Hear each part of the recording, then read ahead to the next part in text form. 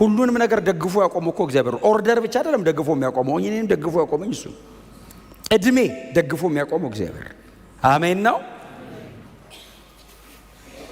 ሊደግፈው ሲል ቀሰፈው፣ ሞተ ነው የሚለው። ባይዘው በቅጽበት ሲሞት መጽሐፍ ሲናገር ዳዊትም ፈራ ይላል። ዖዛ ሞተ፣ እግዚአብሔር ተቆጣ እና ዖዛ ሲሞት ዳዊት ፈራ። እንዴት አድርጌ ነው ይህንን አስፈሪ አምላክ ወደ አባቶቼ ከተማ የምወስደው? በዚህ አይነትማ እኔም እዛ ጦርነት ደርሼ ስመጣ ሰው ጨርሼ ነው የምመጣው፣ እኔም ያከትምልኛል ብሎ ስለፈራ ቦታውን ምንድን ነው የሚለው? የዖዛ ስብራት አለው ይላል። የሆነ ስም ነበረው፣ ፕራሲም ዖዛ መሰለኝ የሚለው የዖዛ ስብራት ብሎ በቃ ለቦታው ስም ሰጠው። ከዛ የሆነ ሰው እየተገኘ እዛ ሰፈር ደግሞ አቢዳራ የሚባል ሰው ሲገኝ አንተ ቤት ይቀመጥ አለው። እሺ አለ። እግዚአብሔርን ይቤታ እሺ።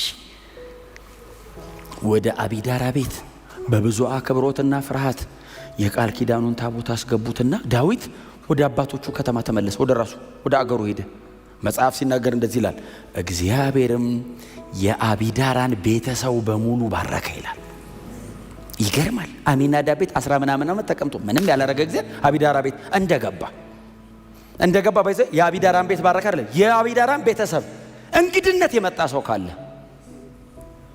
ባይዘ አጎት፣ አክስት፣ ያጎት ልጅ፣ ያጎት ያክስት የልጅ የአቢዳራን ቤተሰብ በሙሉ እግዚአብሔር ባረከ ይልና የአቢዳራንም ቤት በውስጥም በውጭም እግዚአብሔር ባረከ ይላል። እንደሚገባው ክብር ሰጥቶ በትህትና በተሰበረ ልብ ተዋርዶ እግዚአብሔርን ቁጭ አረገው። እግዚአብሔር ወክ አረገ። አይ እግዚአብሔር ቦታውን ሲይዝ የአቢዳራ ቤት መባረክ ጀመረ። ቤተሰቡ በሙሉ መባረክ ጀመረ። ሕይወታቸው ከእግዚአብሔር ክብር ጋር ተገጣጠመ። መጽሐፍ ሲናገር ንጉሱም ሰማ ይላል። እግዚአብሔር አቢዳራና ቤተሰቡን እንደ ቤተ መንግስቱ ድረስ ተሰማ። አረ ባረኩ አቢዳራን። አቢዳራ ተባረከ አይደለም የሚለው፣ እግዚአብሔርም አቢዳራን እንደባረከው ነው የሚለው። አሜን በሏ። አቢዳራ ፋይት አድርጎ ታግሎ ብቻ አይደለም የሚለው፣ እግዚአብሔር ባራኪ ነው፣ እግዚአብሔር ባረከው። ሰውየው ድሮም ይሰራል፣ አሁንም እየሰራ ነው። ከድሮና ከአሁኑ መካከል ምንድነው ልዩነቱ? እግዚአብሔር መሃል ገባ። ንጉሥ ሲሰማ አቢዳራ ቤት መጣ። እግዚአብሔር ልውሰደው። ዳዊት ያለ እግዚአብሔር አይችልም። የፈለገ ህይወቱ ቢደክም ሮጦ እግዚአብሔር ስር ነው ገብቶ ቁጭ የሚለው። አይችልም ያለ እግዚአብሔር። እንዲሁ በእውነት በትህትና ጎናቸው ያለ ጌታ አትቻል በሉት። እሺ አለው። ከዛ ካህናት አመጣ። አሁንም ከዛ ምን እንዳደረገ ታውቃላችሁ? ስንሄድ አላው ወደዛ ስንሄድ ዝም ብላችሁ እንዳትሄዱ አለ። ምን እናድርግ? 6 እርምጃ ተራምደን አንድ መስዋዕት። አስባችሁታል? የሚያልቀው መስዋዕት ብዛት። እግዚአብሔር ይገባዋል። አገሪቱ ላይ ያለው መስዋዕት ለምን አያልቅም አለ። እስከ እኔ ከተማ ድረስ እየተደረገ እየተሰዋ ደረሱ። ልክ የዳዊት ከተማ እግዚአብሔር ደርሶ የቃል ኪዳኑ ታቦት ኬላውን ሲያልፍ የእግዚአብሔር እግር ከተማው ላይ ሲረግጥ ይላል ንጉሥ ዳዊት በእግዚአብሔር ፊት ይጨፍር ጀመር ይላል። ከተማው ገባለታ። በቃ ተቀበለኝ አለ። በእግዚአብሔር ፊት ጨፈረ ይላል። ሲጨፍር ህዝቡ አብሮት ለእግዚአብሔር ክብር ሲሰጥ ይህች ትውልድ እግዚአብሔርን የምትፈልግ ናት አለና የእግዚአብሔርን የምትፈልግ ናት ብቻ አይደለም፣ የያዕቆብን አምላክ ፊት የምትፈልግ ናት። የያዕቆብን አምላክ እጅ ለምን አልተባለም? ፊቱን ፈላጊ ናት። እግዚአብሔርን ራሱን ነው የምትፈልገው እቺ ትውልድ። ይሄንን ትውልድ እግዚአብሔር ለራሱ ክሌም ማድረግ አለበት። እኔና እናንተ ያለንበትን ትውልድ አጋንንት እየመጣ ክሌም ማድረግ የለበትም። ሲስተሙ ክሌም ማድረግ የለበትም። ቤተ ክርስቲያን ክሌም ማድረግ አለባት። ይህች ትውልድ እግዚአብሔርን የምትፈልግ ናት። እውነቴን የምነግራችሁ ዳዊት እግዚአብሔር በዳዊት በኩል ወሰደ አይደል ህዝቡን። እኔን የሚፈልግ ነው አለ እግዚአብሔር። ዳዊት ቆመና እግዚአብሔርን ይፈልጋሉ። ይሄው ያቀረቡለት መስዋዕት፣ ትሕትናቸው፣ መዋረዳቸው። እኔ ንጉሥ ሆኜ አኖይንት ስደረግ እንደዚህ ክብር አልሰጡኝም። እኔ በእስራኤል መካከል ያንን ሁሉ ድል ይዤላቸው ስመጣ እንደዚህ ያመሰገነኝ የለም። እግዚአብሔር ሲመጣ ተንከባለሉ መሬት ላይ። የያዕቆብን አምላክ ፊት ፈላጊ ናት አለና ዳዊት ህዝቡን ከባረከ በኋላ ቀጠለ። ቁጥር 7 እናንተ መኳንንት አለ። የእስራኤልን መሪዎች እኮ ነው፣ የህዝብን አለቆች፣ ካህናትን ሁሉ እናንተ መኳንንት ደጆችን ክፈቱ፣ የዘላለም ደጆች ይከፈቱ አለ። ህዝቡ በክብር ዝቅ እያለ ደጆቻችሁን ክፈቱ አለ። ልባችሁን ማለት እኮ ነው። ክፈቱ፣ የዘላለም ደጆች ይከፈቱ። ህዝቡ እየተቀበሉት ነው የሚዘምሩት። ባይዘው ለምን ሲሉ የክብር ንጉሥ ይግባ። አሁን ወደ ዳዊት ከተማ ነው የገባው። ወደ ልባችሁም ይግባ፣ ወደ ቤታችሁ ይግባ፣ ወደ ህይወታችሁ ይግባ። ቤታችሁ ላይ የክብር ንጉሥ ይግባ። የክብር ንጉሥ ማን ነው? የጭፍሮች አምላክ እግዚአብሔር የክብር ንጉሥ ነው። ኢየሱስ ክርስቶስ ጌታ ነው። ይሄንን ሲዘምር ይላል አይደል? ንጉሡ በፍታ ለብሶ ነበር የሚዘምረው ይላል። የሚዘለው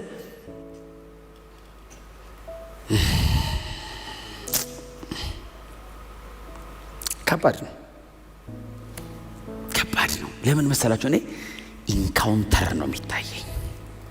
አሁን በዳዊት መዋረድ ውስጥ እግዚአብሔር ዳዊትን እንዴት እንደነካው ይታየኛል። አየህ፣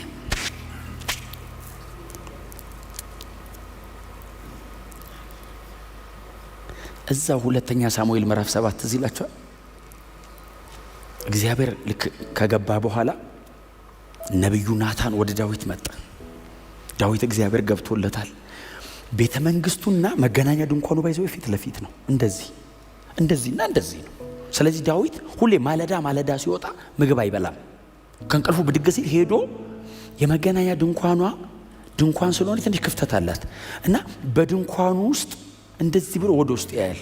መግባት አይችልማ፣ ይቀስፈዋል። ግን እንደዚህ ያይና ከዛ ተመልሶ መጥቶ ነው የሚቀጥለው ውሎውን። ለዛ እኮ ነው መዝሙር 61 ላይ ነው አምላኬ አምላኬ ያለው። ክብርህን አይ ዘንድ ነፍሴ ናፈቀች ያለው እኮ ምድረ በዳ ልጁ አባሮት ምድረ በዳ ሄዶ ምን ሚሳረክ ሲሉ ዙፋኔን አይደለም ሚሳረኩት። ጧት እየሄድኩኝ በድንኳኑ መካከል እግዚአብሔርን አየው ነበር። እሱን ሚሳረኩታል፣ ዙፋን አይደለም ሚሳረኩት። አየ ስሜን፣ ክብሬን፣ ሀብቴን አይደለም ሚሳረኩት፣ እግዚአብሔርን። ለምን? እግዚአብሔር የልጅነቱ አምላክ ነው። ከበግረኝነት ነው ያመጣው። አይ ዳዊት ሕፃን ሆኖ እግዚአብሔር አምላኩ ነው። አሁን ንጉሥ ሲሆን እግዚአብሔር ስቲል አምላኩ ነው። ዳዊትን ከዛ ጉድጓድ ውስጥ አውጥቶ ቤተ መንግስት አስቀምጦ በምድር ላይ ካሉ ነገስታት መካከል እንደ ዳዊት አይነት ንጉሥ በሂዩማን ሬስ ውስጥ የለም። ታውቃላችሁ፣ በሂዩማን ሬስ እነ ጁሊየስ ቄሳር እንኳን እሱን አያክሉም በክብር ብዛት። እነዚህ ታላቁ እስክንድር አያክሉትም ዳዊትን። በታሪክ እንደ ዳዊት አይነት ታላቅ ንጉሥ የለም። ከዛ ጉድጓድ ጎትቶ አውጥቶ እድሜ ጨምሮ ከአውሬ አድኖ ከጠላቶቹ ታድጎ ንጉሥ አርጎ አስቀምጦ በሕዝቡ መካከል ያከበረው አምላኩ እግዚአብሔር ነው። ዳዊት ምን ሚሳረክ? እግዚአብሔር። ምድረ በዳ ሄደ። ምንድነው የሚናፍቅ? በመገናኛ ድንኳን ውስጥ ብቅ እያልኩ ማየው እና እዚህ ሁለተኛ ሳሙኤል ምዕራፍ 7 ላይ ነቢዩ ናታን መጣ ወደ ዳዊት እና ዳዊት ተንበረከከ። ንጉሥ ኮኖሱ ይሄኛውስ የእግዚአብሔር አገልጋይ ነብይ ነው። ዳዊት ተንበረከከ። እግዚአብሔርም በናታን በኩል ለዳዊት ተናገረው፣ ከበግረኝነት ያመጣሁ እኔ ነኝ አለው። ዳዊትም መሬት ላይ ለጥ ብሎ እኔ ማን ነኝ? ቤቴስ ምንድን ነው አለው። ማን ሆኜ ነው? አየህ፣ ተዋግቼ መጣሁ አይደለም ያለው። ማን ነኝ ብለህ እኔ መረጥከኝ አለና ዝቅ ሲል እግዚአብሔር ለዳዊት እንደዚህ ያለው አንተም ብቻ አይደለም የልጅ ልጆች በዙፋን ላይ ይቀጥላሉ። ካንተ ልጆች መካከል ቢያጠፋ አልቆርጠውም፣ በበትር እየመታው መልስልሃለሁ ሲለው የኔ ሳያንስ አለው ልጆችን በዙፋን ልታስቀጥልልኝ እኔ ማን ነኝ? በእግዚአብሔር ፊት ዳዊት ዝቅ አለ። አየህ፣ በነብዩ ናታን በኩል የሚናገረው እግዚአብሔር ቤተ መንግስት ነው። የሚናገረው አምላክ ግን ቤተ መንግስቱ ፊት ለፊት ተቀምጦለታል። እኔ ማን ነኝ አለው። ሳትገለኝ፣ ሳትቀስፈኝ፣ ሳልሞት ኃጢአተኛና አመፀኛ የስንት ሰው ደም እጁ ላይ አለ። ዳዊት ቤተ መቅደስ ልስራለት ሲለው እኮ እጅ ላይ ደም አለ አለው። አትሰራልኝ አለው እና የሰላም ሰው ልጅህን አረገውና ልጅ ይስራልኝ አለው። ይሄ ሁሉ ደም እጅ ላይ ያለ መርጠህ ሸፍነህ ጋርደህ ከልለህ አኖርከኝ። ይሄ አልበቃ ብሎ አለው እኔ በዙፋን ላይ ያለው እሞታለሁ ብዬ ስፈራ ልጆችህም ይቀጥላሉ አልከኝ። እድሜህ የሚያልቀው ዙፋን ላይ ነው አልከኝ። ለሚቀጥለው ዘመኔ ሁሉ እርግጠኛ አረከኝ። ማን ነኝ እኔ? ኃጢአተኛ እኮ ነው ዳዊት። በጣም በደለኛ እኮ ነው። የሚሰራው አመጽ እኮ አመጽ አይደለም፣ ግን ልቡስ ይሞታል። እግዚአብሔር እግር ስር ከገደልከኝ ትዝ ይላችኋል። እግዚአብሔር መጥቶ በምን ልቅጣህ አለው። በጠላቶቼ እጅ አትስጠኝ አለው። በሌላም በወዳጆቼ ማሳለፍ አትስጠኝ። አንተ እጅ ላይ የፈለግከውን አርገኛለሁ። አየህ፣ ብትገለኝ አንተ እጅ ላይ ብሞት ከሞትኩ በኋላ ቀጥላለሁ። አትሊስት በጠላቶቼ እጅ ከምከብር አንተ ጋር ገደለኛለሁ። ጠላቶቹ መሃል ቢያስገባው ሊዋጋ ይችላል። እግዚአብሔር እጅ ላይ ምን ታረጋለህ? የፈለግከውን አርገኝ አንተ እጅ ላይ፣ ለወዳጅም ለጠላቴም እንዳሰጠኛል። ማንም አይንካኝ። እኔ አለው የ16 ዓመት ሕፃን ሆኜ ምድረ በዳ ላይ በገና ስደረድር ከአንበሳ አፍ የምታድነኝ አንተ ነህ አለው።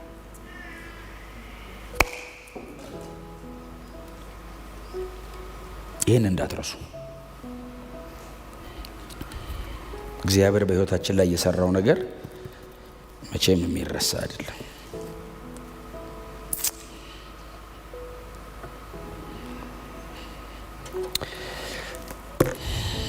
እና የዘመረው የቃል ኪዳኑ ታቦት ሲገባ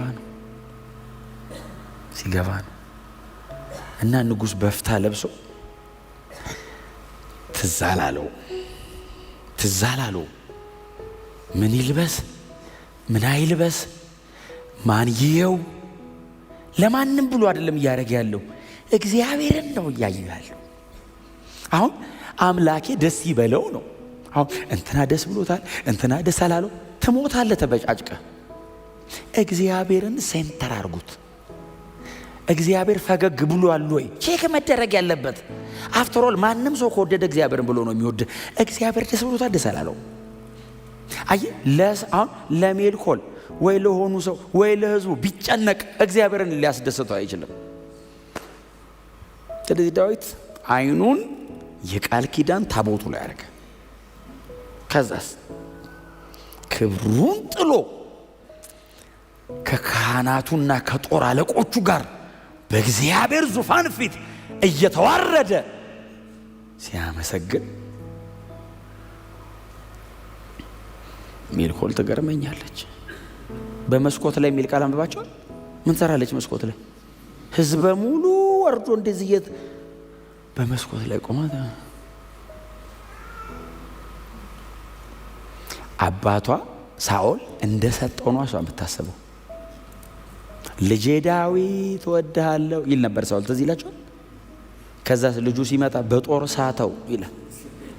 አይ በጦር ሲሰተው አላየችም። እወድሃለሁ ሲል ሊሰማችሁ መስዋዕቱን ሲጨርዝም አለችው።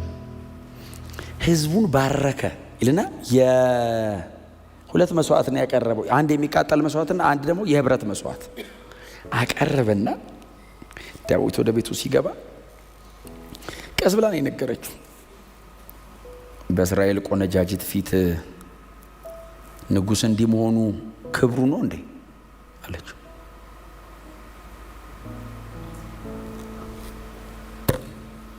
ዳዊት ምንድነው ትዝ የሚለው? የዛሬው ንግስና አይደለም ትዝ የሚለው፣ ምድረ በዳው ነው ትዝ የሚለው። ከዛ ነገራት ከበግረኝነት አላት። ያኔ እረኛውን አታውቂኝም አላት። ከበግረኝነት ያወጣኝ ይሄንን ዙፋንና ይሄንን ክብር የሰጠኝ ሳውል ነው እንዴ አላት። አይ እሱማ አይደለም፣ ይሄን ያደረገው አላት ይሄ የአባቶች አምላክ እግዚአብሔር ነው። ከዛ ምንድነው ያላት? ባይዘ ከሆንኩለትም ይልቅ አይደል እሆንለታለሁ አላትና አንቺ በጠራሻቸው በእስራኤል ቆነጃጅት ፊትም እከበራለሁ አላት። አሁን ይንቁሃል አይደል ያልሽኛው ለእግዚአብሔር ክብር ሰጥቼ ተዋርጄ እንደውም የበለጠ እከበራለሁ። አሁን እግዚአብሔርን ብሎ መዋረድ ክብር ነው።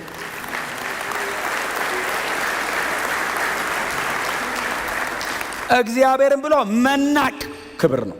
እግዚአብሔርን ብሎ መሰደብ ክብር ነው። ዘንድሮ እኮ ዘመኑ የወንጌል ስለሆነ ነው ኢየሱስ ብላችሁ የምትሳሙት። ኢየሱስ ብላችሁ ዘመኑ እኮ አሁን እኮ ጊዜው ነው። ባይዘ አሁን እግዚአብሔር ወንጌል እንዲሰበክለት የፈለገበት ሰዓት ስለሆነ ነው።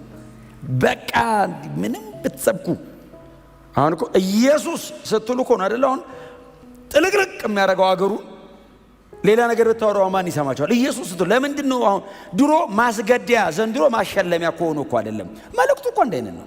ዘንድሮም እኮ ማስገደያ ነው። ለምንድን ነው ማይገሉን? እንቅ እያደረጉ ስለማይችሉ ብቻ አይደለም። እግዚአብሔር ወንጌል ለሁሉ ተነግሮለት ቶሎ ልጁን ለመላክ ስለፈለገ አሁን አይ እፍን ካደረጉ እንዴት ብለህ ታወራለህ? ቶሎስ ኢየሱስ እንዴት ይመጣል? ስለዚህ አፋኙን ያዝ አርጎ አውራ ነው። አሁን አያችሁ ስለ ኢየሱስ እንድናወራ የተሰጠንን እድል ሌላ ነገር ያወራንበት ቀን የዛን ቀን ከባድ ነው። እግዚአብሔር እድል የሰጠን ስለ ልጁ እንድናወራ ነው። ጆሮ በነፃነት ኢየሱስ እያልክ ሰው እንቅ አድርጎ ማይገል እንድታወራለት ፈልጎ ነው። ልክ እድሉ ሲመቻችልኝ ራሴን ፕሮሞት ባረግ የሆነ ነገሬን ለማሳየት ብጥር እንደኔ ምስኪን የለም በእውነት። ምክንያቱም እግዚአብሔር እንደዛ አይቶ ከሸፈ ቢል በቃ ሌላ አልፈልግ ቢል ነገሩ ማስወደጃና ማስመረቂያ ሆኖ አይደለም። ዘንድሮ ሰው የሚወዳችሁ ሰው ክርስቲያን ለመሆን የሚታገለው ነገሩ የሚወደድ ሆኖ አይደለም። ኢየሱስ ሊመጣ በደጅ ስለሆነ ግዴታ ከፀሐይ መውጫ እስከ መጥለቂያ ወንጌል መሰማት አለበት። አለመስማት አያድንም። ለዛ ነው እግዚአብሔር ይነገርልኝ አይደል? በዘመን መጨረሻ ዓለምን ሁሉ በክርስቶስ መጠቅለል ነው ፕሮግራሙ። ይሄንን ፕሮግራም እግዚአብሔር በእኛ ማድረግ ፈልጓል። መጠቀሚያ ማድረግ ከፈለገ እግዚአብሔር እንደ ዲስፕሌይ ሊያደርግ ከፈለገ ማለት ነው። አንተን እንዲያቆሞ ላይ ማሳየት ከፈለገ መሆኗ እስቲ አሜን በሏ። በጣም ጥበበኛ ሁኑ። በእውነት ዝም ብላችሁ አትኑሩ። ሰው ሁሉ እየተሰበሰበ ተሳክቶልሃል እያለ እንዳትሞት። እግዚአብሔር ተሳክቶልሃል ነው ማለት ያለበት። እግዚአብሔር ደግሞ ተሳክቶልሃል የሚል ልጁን ባንተ ሁኔታ ካየና ካሳየ ብቻ። ይሄ ቸርች ነው። ከዚህ ውጪ ሌላ ነገር ልነግራችሁ አልችልም። ስኬትን በምንድን ነው የምትመዝነው ጥላውን ካላችሁ ኢየሱስን በእኔ ላይ አይቼዋለሁ አላየሁትም። እግዚአብሔር ልጁን ኢየሱስ ክርስቶስን በትውልድ መካከል በእናንተ ገልጧል አልገለጠም? ተሳክቶልናል የምንለው እናንተ ላይ ኢየሱስ ሲታይ እንደ አገልጋይ ተሳክቶልኛል እላለሁ። እግዚአብሔርም በዚህ ትውልድ ተሳካልኝ የሚለው ልጄን አሳይተውልኛል ካለ ነው። አሜን ነው። የአባቶቻችን ክብራቸው እግዚአብሔር ነው። ሲዋረዱ እግዚአብሔር ከከበረ እንዴ ነው የሚሉት። ከዚህም በላይ ገና አላት። አንቺ ልብሴ መገላለጡና ርቃኔን መሆኔን ቆዳ ቢላጥ እልጣለሁ አለ። ልብስ ማውለቅ እንዳይመስልሻል። እግዚአብሔር ከከበረው ምንም ማድረግለታለሁ ገና አላት። መቾንኩ እግዚአብሔር ሲመጣ ገና እንዲች እድሜን ሁሉ ገና እዋረድለታለሁ አላት። እግዚአብሔር እዚህ እንዲኖረው እኔ ዝቅ እላለሁ፣ በፍጹም መገዛት አብሬው እኖራለሁ። ይሄ የዳዊት ምሳሌው እግዚአብሔር ወደ ዳዊት ከተማ ሲገባ አይደል? ዳዊት እንደዚህ ኢየሱስ ወደ ኢየሩሳሌም ሲገባ የነበረው አይነት አቀባበል እኮ ይሄ ነው። ንጉስሽ በውርንጭላ በአህያ ውርንጭላ ላይ ተቀምጦ ይገባል የሚል ትንቢት አለ ዘካርያስ 10 ላይ እና ኢየሱስ ውርንጭላ ላይ ተቀምጦ ወደ ኢየሩሳሌም ሲገባ የንጉሱ ከተማ እኮ ነች ኢየሩሳሌም። ወደዛ ሲገባ ህዝቡ አይደለም የሚለው ህዝቡ ዘንባባ ዝንጣፊ እያደረጉ በጌታ ስም የሚመጣ የተባረከ ነው፣ ወደ ንጉሱ ከተማ የክብር ጌታ ገባ። ታይፖሎጂካሊ የዳዊት እሱ ነው። የቃል ኪዳኑ ታቦት ሲገባ ህዝበ እስራኤል አለ። ኢየሱስ ክርስቶስ ሲገባ እስራኤል ተቀበለችው፣ ኢየሩሳሌም ስትቀበለው በኋላ ላይ ተሰቅሏል። ይሄንን ብቻ አመልካች ቃል አይደለም። ይሄም ግን አንዱ ኢየሱስ ወደ ከተማቸው ሲገባ ህዝበ እስራኤል ያደረጉት አቀባበል ነው። ያው ሜልኮል ሁሌ መኖሩ አይቀርም። አዲስ ኪዳን ላይ ሜልኮልና የመጣችው ፈሪሳውያን ናቸው። ፈሪሳውያን መጡና እንዲህ ያሉት፣ አሁን ዳዊት አይደለም ራሱ መሲሁ ነው እየመጣ ያለው፣ በዳዊት ዙፋን ላይ የሚቀመጠው እሱና መጡና እንደዚህ ያሉት፣ ህዝቡ ዘንባባ ዝንጣፊ ያቀረበ እንደዚህ ሲል እንዴት ዝም ትላለህ? ከልክላቸው ሲሉት ኢየሱስ ምንድን ነው ያለው? እነሱን ዝም ብናሰኛቸው ድንጋዮች ይዘላሉ። ኦልሬዲ ንጉስ ነው የመጣው፣ የክብር ንጉስ ነው የመጣው። የዘላለም ደጆች ይከፈታሉ። አሁን ተስማምተን የምናስቆመው አይደለም እና የግድ ነው አላቸው። የተነገረ ትንቢት አለ። ህዝቡ ቢልላችሁ ይሻላል። ህዝቡን ዝም ካሰኝ ድንጋይ ብሎ በኋላ ጉድ እንዳትሆኑ ይሄ የሚያወራው ሰውዬ ቢል አይሻልም? እነሱን ዝም ብታሰኟቸው አለ። ቁርጡን አውቁት እኮ ነው። ኔቸር ተስማምቶ ነው የሚጮኸው አላቸው። ኢየሱስ ወደ ከተማቸው መግባቱን የሚያመለክት ነው። ቀጥሎስ ስራውን ጨርሶ ወደ ሰማይ መግባቱን የሚያመለክት ቃል ጨርሶ። ምክንያቱም የእግዚአብሔር የቃል ኪዳን ታቦት መጣ ብቻ ለሚለው የእግዚአብሔርን የቃል ኪዳን ታቦት ባዘጋጁት ስፍራ ላይ አሳረፉት። ማረፍ እግዚአብሔር ሴትል አረግ። አሁን ሳምበዲ ቤት እከሌ ቤት አይገባም። የራሱ ቤት ገብቶ ቁጭ አለ። አሴሽኑ ይሄ መሄዱን ጨርሶ መቀመጡን ፉልፊልመንት ነው። በክብር ነው የገባው። ወደ ማረፍ ሲገባ ሰማይ እንደሱ አይደለም የሚለው ታርዳለና ይሉታል። ሲመጣ ለምን እንዳለ ጠላቶቹን ድል አድርጎ ነው ጨርሶ የመጣው። ታርዳለና አሁን ያኛው በቃል ኪዳን ታቦት ላይ የተቀመጠው የክብር ጌታ ፍልስጤም ሄዶ ነው አይደል ድል አድርጎ የመጣው። ይሄኛውስ ሰይጣንን ጥሎት ኃጢአት ተሸንፎ የማይቆጠር ህዝብ ይዞ ወደ እግዚአብሔር መንግስት ነው የሚመጣው። ሲመጣ መላእክት አሁን እነ ዳዊት ምናምን አሁን የሚወክሏቸውን ሰማይ መላእክት ናቸው። ታርደሃል፣ ከነገድ ከቋንቋ ከህዝብ ከወገን ለአባት መንግስትና ካህናት እንዲሆኑ ዋጅተሃልና ይገባሃል ብለው ወደ ዙፋኑ በዙፋኑ ላይ ይቀመጣል። የኢየሱስን የመስቀል ሞት የሰራውን ስራ መጨረሱን መሄዱንና ማረፉን ሁሉ ጠቅልሎ የሚያመለክት ቃል ነው። የዘላለም ደጆች ከፈቱ። የዘላለም ደጅ ሰማይ ነው ያለው። መቼስ ዳዊት መሬት ላይ ቆሞ ይዘምረዋል እንጂ እናንተ የዘላለም ደጆችን ክፈቷቸው ሲል የዘላለም ደጅ ሰማይ ነው ያለው። በዘላለም ደጅ ፊት የሚገባው ኢየሱስ ነው። የክብር ንጉስ እየመጣ ነው። ሊትራሊ የክብር ንጉስ ተብሎ የተጠራው ኢየሱስ ነው። ባይዘው ንጉስ ተብሎ የተጠራው ኢየሱስ ነው።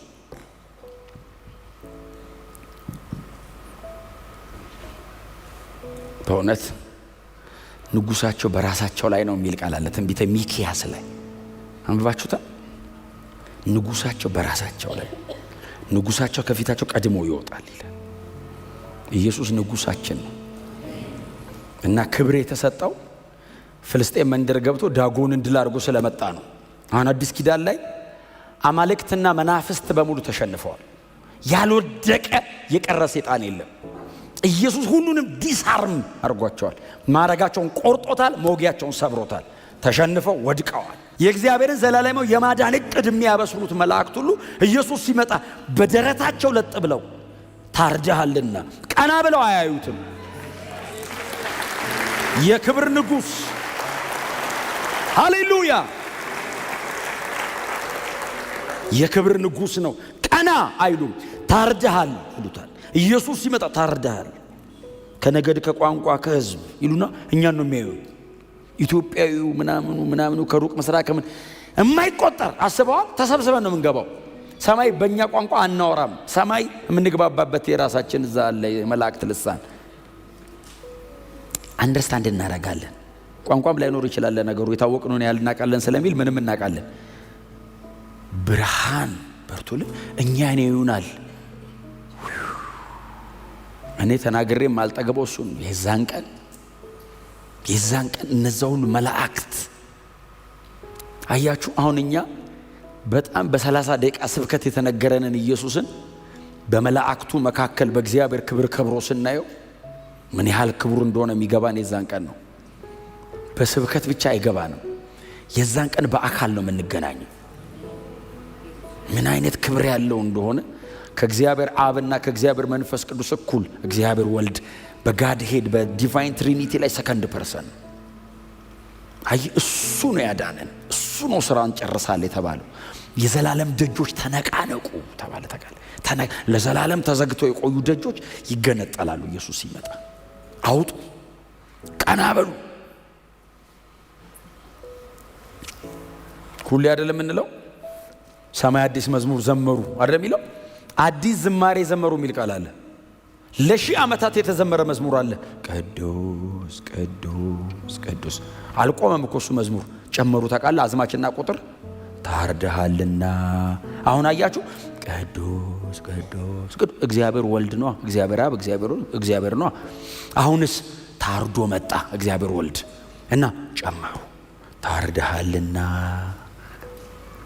እጥፍ ክብር፣ ምስጋና፣ ጥበብ፣ ባለጠግነትም ልትቀበል ይገባሃል ብለው በዙፋኑ ላይ ለተቀመጠውና ለበጉ ነው የሚለው። በዙፋኑ ላይ የተቀመጠው አብ ነው እና በጉ ምን ማለት ነው? ዙፋን እኩል ነው። በቃ ተቀመጠ እግዚአብሔር ወልድ። ለአብና ለወልድ ክብር ይሁን ሲሉ እኛም ባይዘው መጽሐፉ እንደሱ ነው የሚለው። ራእይ ምዕራፍ 5 ነበር። የማይቆጠር ህዝብ፣ እልፍ ጊዜ እልፍ፣ ሺህ ጊዜ ሺህ መላእክት መሬት ላይ ላጥ ብለው የማይቆጠር ህዝብ፣ ሊብራራ የማይችል ከተማ በእግዚአብሔር ክብር ፊት በእግዚአብሔር ክብር ተከበን መሃል ላይ ሆነን እኛ ከበውን። ሃሌሉያ ይገባ። አሁን አያችሁ ይሄ እሱ ነው። አሁን ስራውን ሰርቶ ጨርሶ የዳዊት ከተማ ሲገባ የነበረው ክብር ኢየሱስ የድነትን ስራ ጨርሶ ወደ እግዚአብሔር ክብር ውስጥ ሲገባ ስራን ጨርሰ አርፈሃል፣ በዙፋኑ ቀኝ ተቀምጠሃል። ያ ቀን ሩቅ አይደለም። ለዛ ቀን ሁላችንንም ያብቃል። በእውነት እንደ ዳዊት ክብራችን ያኔማ ምን አለና ነው ሌላስ ነገር የምናረገው? በእውነት ያኔማ የምንሆነው ራሱ በቃል ሊብራራ አይችልም። አሁን የእግዚአብሔር ልጆች ነን፣ ወደፊት ምን እንደምንሆን አይታወቅም ብለዋል አባቶቻችን። ራሱ እዛ ስንሄድ እንዴት ነው የምንሆነው? ምን ይታወቅና እርሱ ሲገለጥ እናየዋለን፣ ራሱን እስክንመስል ይቀይረናል አሉ። እሱን እንመስለዋለን አሉ። ሊብራራ ወደማይችል ብርሃን በጣም በቅርብ እንገባለን። ክብራችን ይሄ ነው። ሌላ ክብር የለንም። ሌላ ክብር በእውነት የምታስቡ ሰዎች ካላችሁ ለእናንተ ዛሬ ይሄ ነው መልእክታችሁ። ሌላ ክብር የለንም። ክብራችን ኢየሱስ ነው። እሱን ክብራችንን በሙላት ደግሞ እናገኘዋለን። ሰማይ እንቀላቀለዋለን።